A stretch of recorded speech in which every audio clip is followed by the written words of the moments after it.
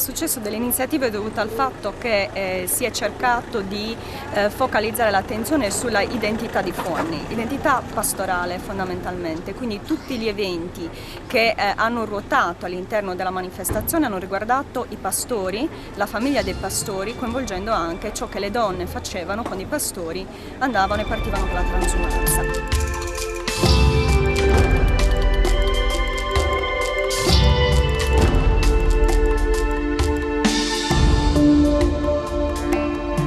Quindi abbiamo allestito il paese come se fosse un ritorno al passato e quindi le persone potevano venire, rivivere la vita dei pastori attraverso un percorso guidato dove gli antichi mestieri venivano riprodotti.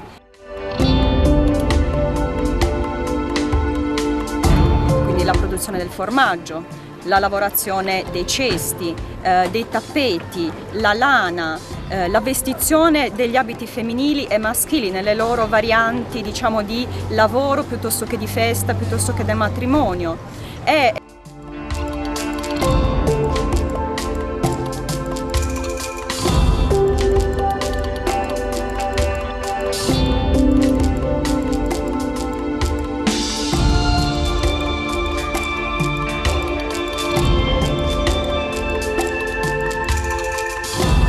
Signore, quest'altro strumento a cosa serve? Questo è sudringalu, l'arcolaio. Serve per avvolgere dal gomitolo la lana e farne una matassa, perché anticamente la lana bianca veniva tinta con delle erbe e che poi venivano adattate a seconda di quello che serviva per il costume, veniva tinta e si facevano le matasse, le mettevano dentro un recipiente di acqua bollente con pigiuali, quelle cose così, erbe, tutte erbe. E fungevano da tintura. Da tintura e poi coloranti. Poi queste venivano tolte fuori, risciacquate e il colore rimaneva eternamente.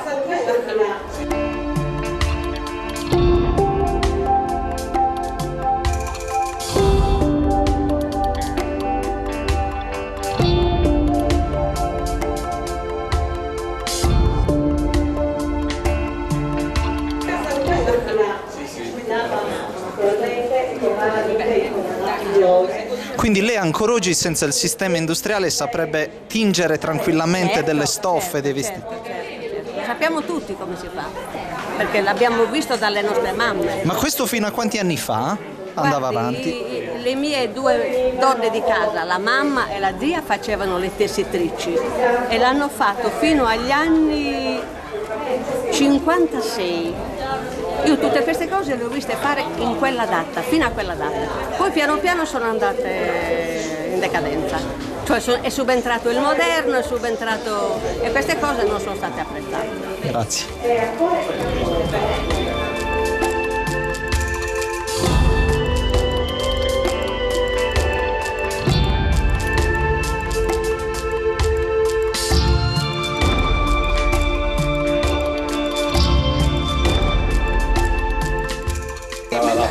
Ma è difficile fare questo traballo? No, è difficile, per sì. forza si capisce. Insomma, difficile, ma è facile per me. Per me è facile. Da quanti anni fa questo lavoro? Prima di 18, 17, 18 anni quando ho imparato.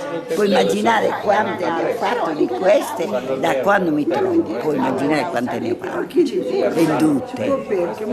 Quindi minoretto. Non avresti a diventare ricca però vendendo questa cosa. Ho pagato solo un po' ho pagato all'artigianato, ho pagato i contributi, sai, 17 anni di contributi. Ah, quindi lei li produce proprio in quantità? Sì, non sono cestinaio, sono pensionata cestinaio. Se non lo facevo non avevo.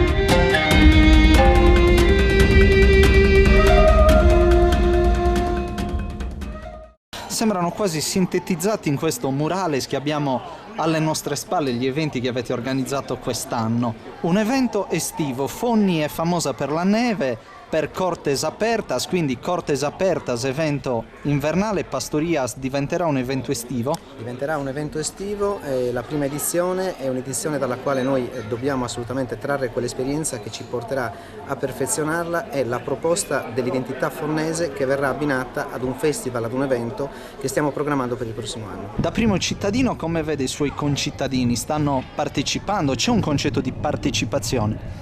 C'è un concetto di partecipazione, c'è ovviamente una diffidenza tipica dei sardi per ogni novità. Io credo che comunque sia nostro compito quello di vincere queste resistenze.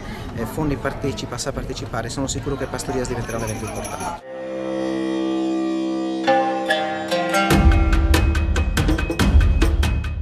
Si sono viste persone anziane che si sono messe a ballare, a parlare con i bambini, a raccontare le storie antiche dei pastori.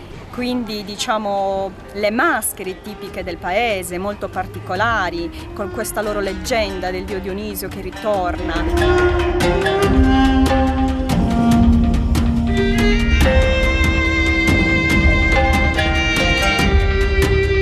Hanno affascinato le persone che sono venute qua, quindi sicuramente le basi per la possibilità di riproporre questo evento anche in futuro, visto il grande successo comunque che ha avuto questi 2 giorni.